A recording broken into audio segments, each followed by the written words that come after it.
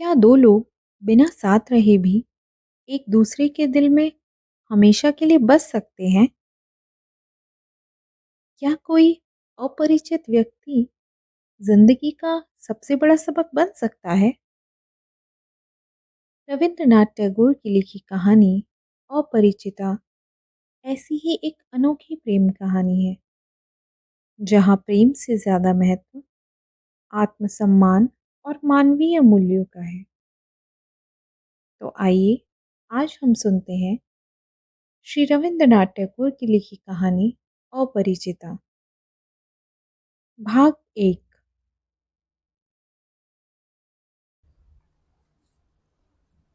आज मेरी आयु केवल 27 साल की है। यह जीवन न दीर्घता के हिसाब से बड़ा है, न गुण के हिसाब से, तो भी इसका एक विशेष मूल्य है। यह उस फूल के समान है जिसके वक्ष पर भ्रमर आ बैठा हो। उसी पदक्षेप के इतिहास ने उसके जीवन के फल में गुठली का सा रूप धारण कर लिया हो। वह इतिहास आकार में छोटा है, उसे छोटा करके ही लिखूंगा। जो आज छोटे को साधारण समझने की भूल नहीं करेंगे, वे इसका रस समझेंगे। कॉलेज में पास करने के लिए जितनी परीक्षाएं थी, सब मैंने खत्म कर ली हैं। बचपन में मेरे सुंदर चेहरे को लेकर पंडित जी को सेमल के फूल तथा माकाल फल, जो बाहर से देखने में सुंदर तथा भीतर से दुर्गंध युक्त और अखाद्य गूदे वाला एक फल है, के साथ मेरी तुलना करके हंसी उड़ाने का मौका मिला था। तब मुझे इससे बड़ी लज्जा लगती थी, किंतु बड़े होने पर सोचता रहा हूँ कि यदि पुनर्जन्म हो तो मेरे मुख पर सुरूप और पंडित जी के मुख पर विद्रूप इसी प्रकार प्रकट हो। एक दिन था जब मेरे पिता गरीब थे। वकालत करके उन्होंने बहुत सा रुपया कमाया। भोग करने का उन्हें पल भर भी समय नहीं मिला। मृत्यु के समय उन्होंने जो लंबी सांस ली थी, वही उनका पहला अवकाश था। उस समय मेरी अवस्था कम थी। माँ के ही हाथों मेरा लालन पालन हुआ। माँ गरीब घर की बेटी थी, अतः हम धनी थे। यह बात न तो वो भूलती और न मुझे भूलने देती। बचपन से मैं सदा गोद में ही रहा। शायद इसीलिए मैं अंत तक पूरे तौर पर वयस्क ही नहीं हुआ। आज ही मुझे देखने पर लगेगा जैसे मैं अन्नपूर्णा की गोद में गजानन का छोटा भाई हूँ। मेरे असली अभिभावक मेरे मामा। वे मुझसे मुश्किल से 6 वर्ष बड़े होंगे, किंतु फल्गु की रेती की तरह उन्होंने हमारे सारे परिवार को अपने हृदय में सोख लिया था। उन्हें खोदे बिना इस परिवार का एक भी बूंद रस पाने का कोई उपाय नहीं। इसी कारण मुझे किसी भी वस्तु के लिए कोई चिंता नहीं करनी पड़ती। हर कन्या के पिता स्वीकार करेंगे कि मैं सत्पात्र हूँ। हुक्का तक नहीं पीता। भला आदमी होने में कोई झंझट नहीं है, अतः मैं नितांत भला मानस हूँ। माता का आदेश मानकर चलने की क्षमता मुझ में है, वस्तुतः न मानने की क्षमता मुझ में नहीं है। मैं अपने को अंतःपुर के शासनानुसार चलने के योग्य ही बना सका हूँ। यदि कोई कन्या स्वयंवरा हो तो इन सुलक्षणों को याद रखे।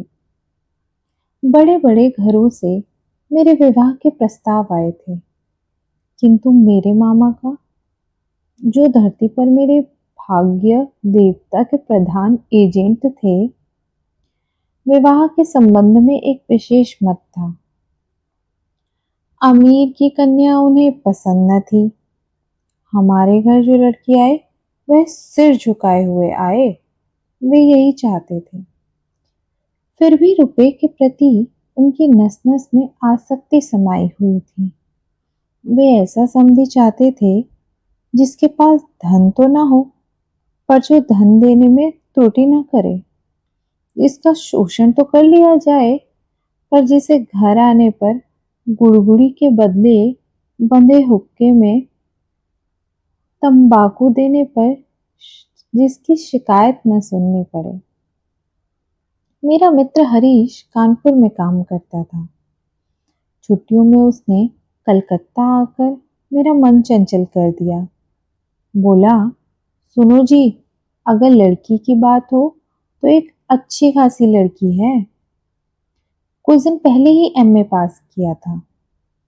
सामने जितनी दूर तक दृष्टि जाती, छुट्टी धू धू कर रही थी।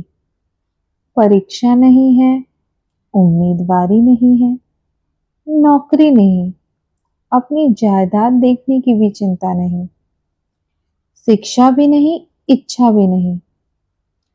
होने में भीतर माँ थी और बाहर मामा। इस अवकाश की मरुभूमि में मेरा हृदय उस समय विश्वव्यापी नारी रूप की मरीचिका देख रहा था। आकाश में उसकी दृष्टि थी, वायु में उसका विश्वास, तरु मरमर में उसकी रहस्यमयी बातें। ऐसे में ही हरीश आकर बोला, अगर लड़की की बात हो तो मेरा तन मन वसंत वायु से दोलायित बकुल वन की नव पल्लव राशि की भांति धूप छांव कपट बुनने लगा। हरीश आदमी था रसिक, रस उंडेल कर वर्णन करने की उसमें शक्ति थी, और मेरा मन था तृषार्त। मैंने हरीश से कहा, एक बार मामा से चलकर बात कर लूं। बैठक जमाने में हरीश अद्वितीय था, इससे सर्वत्र उसकी खातिर होती थी। मामा भी उसे पाकर छोड़ना नहीं चाहते थे। बात उनकी बैठक में चली। लड़की की अपेक्षा लड़की के पिता की जानकारी ही उनके लिए महत्वपूर्ण थी। पिता की अवस्था वे जैसी चाहते थे वैसी ही थी। किसी जमाने में उनके वंश में लक्ष्मी का मंगल घट भरा रहता था। इस समय उसे शून्य ही समझो, फिर भी तले में थोड़ा बहुत बाकी था। अपने प्रांत में वंश मर्यादा की रक्षा करके चलना सहज न समझकर वे पश्चिम में जाकर वास कर रहे थे। वहां गरीब गृहस्थ की भांति ही रहते थे। एक लड़की को छोड़कर उनके और कोई नहीं था। अतएव उसी के पीछे लक्ष्मी के घट को एकदम औंधा कर देने में हिचकिचाहट नहीं होगी। यह सब तो सुंदर था, किंतु लड़की की आयु 15 की है। यह सुनकर मामा का मन भारी हो गया। वंश में तो कोई दोष नहीं है। नहीं, कोई दोष नहीं। पिता अपनी कन्या के योग्य वर कहीं भी न खोज पाए। एक तो वर की हाट में महंगाई थी, तिस पर धनुष भंग की शर्त। अतः बाप सब्र किए बैठे हैं, किंतु कन्या की आयु सब्र नहीं करती। जो हो, हरीश की सरस रचना में गुण था। मामा का मन नरम पड़ गया। विवाह का भूमि का भाग निर्विघ्न पूरा हो गया। कलकत्ता के बाहर बाकी जितनी दुनिया है, सबको मामा अंडमान द्वीप के अंतर्गत ही समझते थे। जीवन में एक बार विशेष काम से वे कोन्नगर तक गए थे। मामा यदि मनु होते तो वे अपनी संहिता में हावड़ा के पुल को पार करने का एकदम निषेध कर देते। मन में इच्छा थी खुद जाकर लड़की देख कर आऊं, पर प्रस्ताव करने का साहस न कर सका। कन्या को आशीर्वाद देने जिनको भेजा गया वे हमारे वीनू दादा थे, मेरे फुफेरे भाई। उनके मत, रुचि एवं दक्षता पर मैं 16 आने निर्भर कर सकता था। लौटकर वीनू दादा ने कहा, बुरी नहीं है जी, असली सोना है। वीनू दादा की भाषा अत्यंत संयत थी। जहां हम कहते थे अपूर्व, वहां वे कहते काम चलाओ। अतएव मैं समझा, मेरे भाग्य में पंचशर का प्रजापति से कोई विरोध नहीं है। कहना व्यर्थ है, विवाह के उपलक्ष्य में कन्या पक्ष को ही कलकत्ता आना पड़ा। कन्या के पिता शंभुनाथ बाबू हरीश पर कितना विश्वास करते थे, इसका प्रमाण यह था कि विवाह के 3 दिन पहले उन्होंने मुझे पहली बार देखा और आशीर्वाद की रस्म पूरी कर गए। उनकी अवस्था 40 के ही आसपास होगी। बाल काले थे, मूंछों का पकना अभी आरंभ ही हुआ था। रूपवान थे। भीड़ में देखने पर सबसे पहले उन्हीं पर नजर पड़ने लायक उनका चेहरा था। आशा करता हूं कि मुझे देखकर वे खुश हुए। समझना कठिन था क्योंकि वे अल्पभाषी थे। जो एकाध बात कहते भी थे उसे मानो पूरा जोर देकर नहीं कहते थे। इस बीच मामा का मुंह अबाध गति से चल रहा था। धन में, मान में हमारा स्थान शहर में किसी से कम नहीं था। वे नाना प्रकार से इसी का प्रचार कर रहे थे। शंभुनाथ बाबू ने इस बात में बिल्कुल योग नहीं दिया। किसी भी प्रसंग में कोई हाँ या हूं तक नहीं सुनाई पड़ी। मैं होता तो निरुत्साहित हो जाता, किंतु मामा को हतोत्साहित करना कठिन था। उन्होंने शंभुनाथ बाबू का शांत स्वभाव देखकर सोचा कि आदमी बिल्कुल निर्जीव है, तनिक भी तेज नहीं। समधियों में और जो हो, तेज भाव होना पाप है। अतएव मन ही मन मामा खुश हुए। शंभुनाथ बाबू जब उठे तो मामा ने संक्षेप में ऊपर से ही उनको विदा कर दिया। गाड़ी में बिठाने नहीं गए। दहेज के संबंध में दोनों पक्षों में बात पक्की हो गई थी। मामा ने अपने को असाधारण चतुर समझकर गर्व करते थे। बातचीत में वे कहीं भी कोई छिद्र न छोड़ते। रुपयों की संख्या तो निश्चित थी ही, ऊपर से गहना कितने भर एवं सोना किस तरह का होगा, यह भी एकदम तय हो गया था। मैं स्वयं इन बातों में नहीं था, न जानता ही था क्या लेन देन निश्चित हुआ है। मैं जानता था कि यह स्थूल भाग ही विवाह का एक प्रधान अंग है एवं उस अंश का भार जिनके ऊपर है वे एक कौड़ी भी नहीं उठाएंगे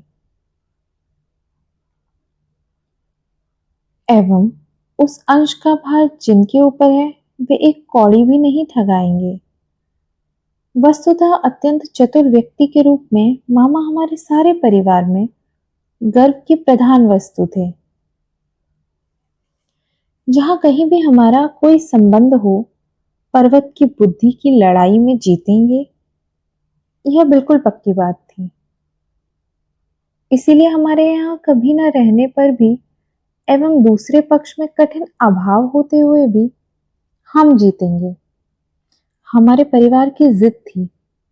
इसमें चाहे कोई बचे या मरे। हल्दी चढ़ाने की रस्म बड़ी धूमधाम से हुई। ढोने वाले इतने थे कि उनकी संख्या का हिसाब रखने पर क्लर्क रखना पड़ता। उनको विदा करने में अवर पक्ष का जो नाको दम होगा उसका स्मरण करके मामा के साथ स्वर मिलाकर मां खूब हंसी। बैंड, शहनाई, फैंसी कंसर्ट आदि जहां जितने प्रकार की जोरदार आवाजें थी, सबको एक साथ मिलाकर बर्बर कोलाहल रूपी मस्त हाथी द्वारा संगीत सरस्वती के परविन को दलित विदलित करता हुआ मैं विवाह के घर में जा पहुंचा। अंगूठी, हार, जरी, जवारात से मेरा शरीर ऐसा लग रहा था जैसे गहने की दुकान नीलाम पर चढ़ी हो। मैं उनके भावी जमाता का मूल्य कितना था, यह जैसे कुछ मात्रा में सर्वांग में स्पष्ट रूप से लिखकर भावी ससुर के साथ मुकाबला करने चला था। मामा विवाह के घर पहुंचकर प्रसन्न नहीं हुए। एक तो आंगन में बारातियों के बैठने के लायक जगह नहीं थी, तो इस पर संपूर्ण आयोजन एकदम साधारण ढंग का था। ऊपर से शंभुनाथ बाबू का व्यवहार भी निहायत ठंडा था। उनकी विनय अजस्त्र नहीं थी, मुंह में शब्द ही न थे। बैठे गले, गंजी खोपड़ी, कृष्णवर्ण एवं स्थूल शरीर वाले उनके एक वकील मित्र यदि कमरे में चादर बांधे, बराबर हाथ जोड़े, सिर हिलाते, नम्रतापूर्ण स्मृति हास्य और कद-कद वचनों से कंसर्ट पार्टी के करताल बजाने वाले से लेकर वरकर्ता तक प्रत्येक बार को प्रचुर मात्रा में अभिषिक्त न कर देते, तो शुरू में ही मामला इस पार या उस पार हो जाता। मेरे सभा में बैठने के कुछ देर बाद ही मामा शंभुनाथ बाबू को बगल के कमरे में बुला ले गए। पता नहीं क्या बातें हुई। कुछ देर बाद ही शंभुनाथ बाबू ने आकर मुझसे कहा, लाला जी जरा इधर तो आइए। मामला यह था, सभी का ना हो किंतु किसी किसी मनुष्य का जीवन में कोई एक लक्ष्य रहता है। मामा का एकमात्र लक्ष्य था, वे किसी भी प्रकार किसी से ठगे नहीं जाएंगे। उन्हें डर था कि उनके समधी उन्हें गहनों में धोखा दे सकते हैं। विवाह कार्य समाप्त होने पर उस धोखे का कोई प्रतिकार न हो सकेगा। घर, किराया, सौगात, लोगों की विदाई आदि के विषय में जिस प्रकार खींचातानी का परिचय मिला, उससे मामा ने निश्चय किया था, लेने देने के संबंध में इस आदमी की केवल जबानी बात पर निर्भर रहने से काम न चलेगा। इसी कारण घर के सुनार तक को साथ लाए थे। बगल के कमरे में जाकर देखा, मामा एक कुर्सी पर बैठे थे। एक सुनार अपनी तराजू, बाट और कसौटी आदि लिए जमीन पर। शंभुनाथ बाबू ने मुझसे कहा, तुम्हारे मामा कहते हैं कि विवाह कार्य शुरू होने के पहले वे कन्या के सारे गहने जचवा देखेंगे। इसमें तुम्हारी क्या राय है? मैं सिर नीचा किए चुप रहा। मामा बोले, वह क्या कहेगा, मैं जो कहूंगा वही होगा। शंभुनाथ बाबू ने मेरी ओर देखकर कहा, तो फिर यही तय रहा, ये जो कहेंगे वही होगा। इस संबंध में तुम्हें कुछ नहीं कहना है? मैंने जरा गर्दन हिलाकर इशारे से बताया, इन सब बातों में मेरा बिल्कुल भी अधिकार नहीं है। अच्छा तो बैठो, लड़की के शरीर से सारा गहना उतार कर लाता हूं। यह कहते हुए वे उठे। मामा बोले, अनुपम यहां क्या करेगा, वह सभा में जाकर बैठे। शंभुनाथ बोले, नहीं, सभा में नहीं, यहीं बैठना होगा। कुछ देर बाद उन्होंने एक अंगूछे में बंधे गहने लाकर चौकी के ऊपर बिछा दिए। सारे गहने उनकी पितामही के जमाने के थे। नए फैशन का बारीक काम न था, जैसा मोटा था वैसा ही भारी था। सुनार ने हाथ में गहने उठाकर कहा, इन्हें क्या देखूं, इसमें कोई मिलावट नहीं, ऐसे सोने का आजकल व्यवहार ही नहीं होता। यह कहते हुए उसने मकर के मुंह वाला मोटा एक बाला कुछ दबाकर दिखाया। वह टेढ़ा हो जाता था। मामा ने उसी समय नोटबुक में गहनों की सूची बना ली, कहीं जो दिखाया गया था उसमें से कुछ कम ना हो जाए। हिसाब करके देखा, गहना जिस मात्रा में देने की बात थी, इनकी संख्या, दर एवं तोल उससे अधिक थी। गहनों में एक जोड़ा इयररिंग था। शंभुनाथ ने उसको सुनार के हाथ में देकर कहा, जरा इसकी परीक्षा करके देखो। सुनार ने कहा, यह विलायती माल है, इसमें सोने का हिस्सा मामूली ही है। शंभुनाथ ने इयररिंग जोड़ी मामा के हाथ में देते हुए कहा, इसे आप ही रखें। मामा ने उसे हाथ में लेकर देखा। यही इयररिंग कन्या को देकर उन्होंने आशीर्वाद की रस्म पूरी की थी। मामा का चेहरा लाल हो उठा। दरिद्र उनको ठगना चाहेगा, किंतु वे ठगे नहीं जाएंगे। इस आनंद प्राप्ति से वंचित रह गए एवं इसके अतिरिक्त कुछ ऊपरी प्राप्ति भी हुई। मुंह अत्यंत भारी करके बोले, अनुपम, जाओ, तुम सभा में जाकर बैठो। शंभुनाथ बाबू बोले, नहीं, अब सभा में बैठना नहीं होगा। चलिए पहले आप लोगों को खिला दूं। मामा बोले, यह क्या कह रहे हैं? लग्न? शंभुनाथ बाबू ने कहा, उसके लिए चिंता ना करें, अभी उठिए। आदमी निहायत भला मानस था, किंतु अंदर से कुछ ज्यादा हठी प्रतीत हुआ। मामा को उठना पड़ा। बारातियों का भी भोजन हो गया। आयोजन में आडंबर नहीं था, किंतु रसोई अच्छी बनी थी, सब कुछ साफ सुथरा। इससे सभी तृप्त हो गए। बारातियों का भोजन समाप्त होने पर शंभुनाथ बाबू ने मुझसे खाने को कहा। मामा ने कहा, यह क्या कर रहे हैं? विवाह के पहले वर्ग कैसे भोजन करेगा? इस संबंध में मामा के व्यक्त किए मत की पूर्ण उपेक्षा करके मेरी ओर देखकर बोले, तुम क्या कहते हो? भोजन के लिए बैठने में कोई दोष है? मूर्तिमती मृत आज्ञा स्वरूप मामा उपस्थित थे। उनके विरुद्ध चलना मेरे लिए असंभव था।